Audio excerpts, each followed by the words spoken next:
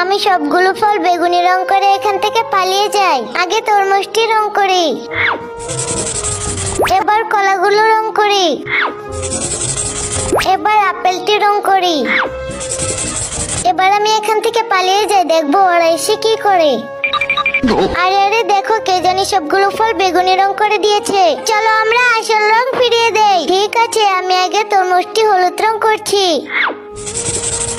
এবার আমি কলাগুলি লাল রং করি, আমি তবে আপেলটি সবুজ রং করি। আরে আরে, আমরা তো ভুল করে ফেলেছি, তরমুজটি সবুজ রং হবে, আপেলটি লাল রং হবে।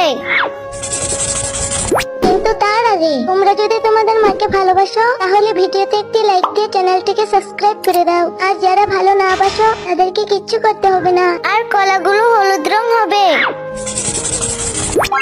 কি মজা আমরা